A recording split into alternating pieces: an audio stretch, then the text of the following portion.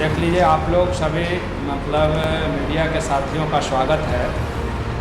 लेकिन जिस तरह वर्तमान सरकार के अधिकारी और ख़ास करके शराबबंदी में जिस तरह काम कर रहे थे, हम लोग कभी फिल्म में देखते थे कि जिनको भी फंसाना होता था तो उसके गाड़ी में शराब, उसके गाड़ी में हथियार रख के और ये कहानी बना करके, वही कहानी गोविंद मांझी के साथ जहानाबाद की पुलिस ने और ख़ास करके परसबिगहा थाना का जो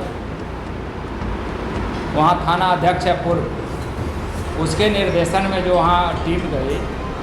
और अभी तो आप लोग आए दिन जो छाप रहे हैं और हम लोग जो बोल रहे हैं वो पूरा है कि माननीय मुख्यमंत्री जी का शराब बंदी समाज के अंतिम पादान से लेकर के मध्यम वर्गीय परिवार का सत्यानाश का कारण है।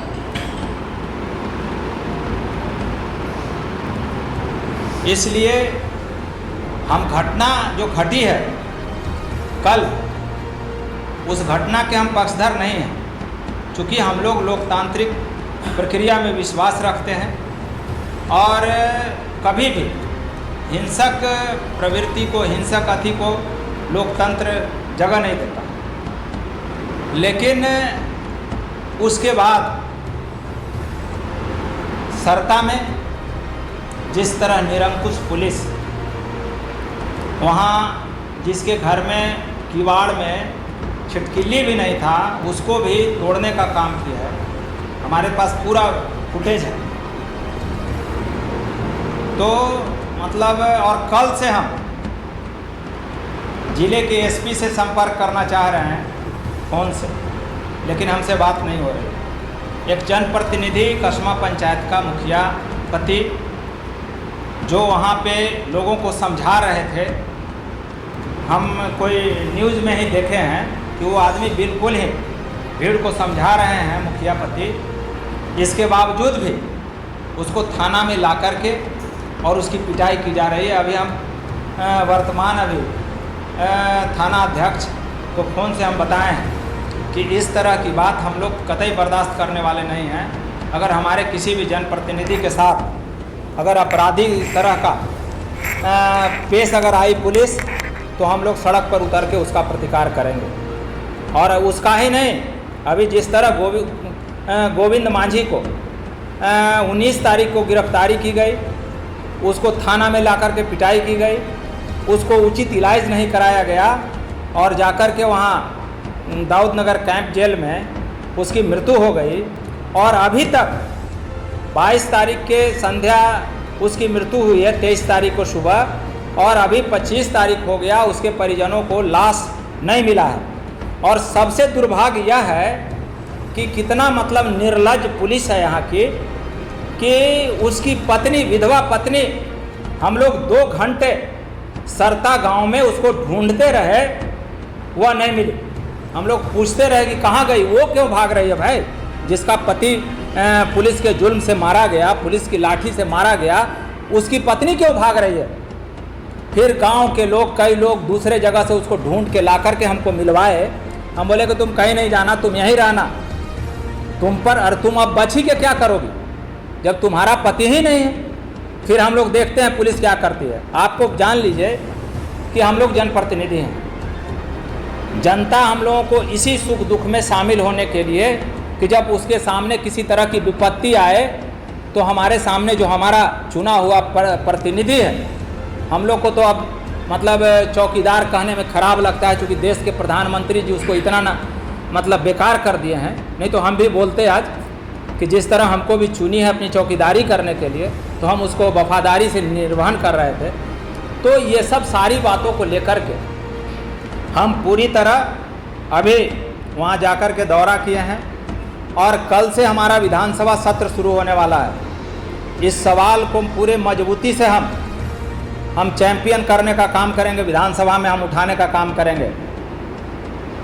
अगर जहानाबाद पुलिस प्रशासन वहाँ के गरीबों के साथ न्याय नहीं की तो हम सड़क पर भी कल रहेंगे और उसके बाद सड़क पर भी, सदन में भी रहेंगे, ये पूरी मजबूती के साथ। परिवार में आपकी क्या बात है? हम उस परिवार के लिए, उसकी विधवा के लिए 25 लाख रुपया का मुआवजा की मांग करते हैं। उसको, उसके परिवार में आश्रित को सरकारी नौकरी की मांग करते हैं। उसको विधवा पेंशन का मांग करते हैं, इंदिरा आवास का मांग करते हैं, और जितने भी लोग आहत हैं।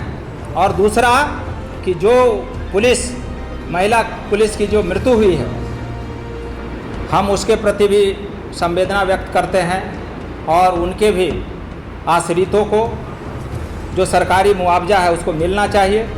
और जो पुलिस की गाड़ी से उसकी मृत्यु हुई है उस पर FIR होना चाहिए। उस पर ये सबसे गंभीर इशू है कि जिस पुलिस अधिकारी की गाड़ी से उसकी मृत्यु हुई है, चूँकि घटना के क्रम हम लोग निहालपुर को एक दुकान वाले से लोग हमने जानकारी लिया, मृत्यु हुई है। यहाँ के आरक्षी अधीक्षक इस मामले को संज्ञान में ले और FIR करे, और अननेसेसरी अपने अधिकार के लिए सड़क पर प्रोटेस्ट कर रहे लोगों को प्रताड़ित ना करें। क्या लग रहा है सब तो हो रहा है? आपको विधानसभा में जब सवाल करते हैं तो आप लोगों की पिटाई कर दी जाती है, जब लोग सड़क पर उतरते हैं तो उनकी पिटाई करते हैं। देख लीजिए, एक बात बताते हैं कि हम लोगों को कम से कम नीतीश कुमार जैसे मुख्यमंत्री से इस तरह का उम्मीद नहीं था। चूँकि स्वयं वह आदमी जब विपक्ष में थे तो विधानसभा में रात भर धारणा पर बैठे हैं, सड़क पर लाठी खाए हैं, सड़क पर प्रदर्शन किए हैं। उसके बाद हम लोगों को माने उनसे इस तरह की उम्मीद नहीं थी। लेकिन जिस तरह 23 मार्च 20 को जो घटना घटी बिहार विधानसभा में, नीतीश कुमार जी वो अपने पूरे राजनीतिक जीवन का जो चीज़ कमाए थे उसको कब्र में दफन कर दिए। कहीं से उनके पास कुछ नहीं बचता है कि वो आदमी बोले कि हम लोकतांत्रिक मूल्यों की रक्षा करने वाले में से हैं। आपको ज्ञात होगा कि जब कहीं भी किसी भी असहाय असहज व्यक्ति पर जुल्म अत्याचार होता था तो वही एक प्लेटफॉर्म था जो जनप्रतिनिधि जाकर के अपनी बात को सदन के माध्यम से सरकार को सूचित करते थे। लेकिन अब तो वहाँ भी पाबंदी लग रही है, वहाँ भी माननीय विधायकों पर लाठी चल रहा है और उसको शर्मसार किया जा रहा है। इसलिए इसके बावजूद भी हम लोग लोकतांत्रिक व्यवस्था में विश्वास करने वाले लोग हैं। हम लोग गांधी, अंबेडकर, लोहिया के बाबा साहब अंबेडकर के मानने वाले लोग हैं। और किसी भी परिस्थिति में जब भी समाज के अंतिम पायदान का व्यक्ति असहाय महसूस करेगा तो हम लोग सड़क पर भी प्रतिकार करेंगे और सदन में भी प्रतिकार करेंगे।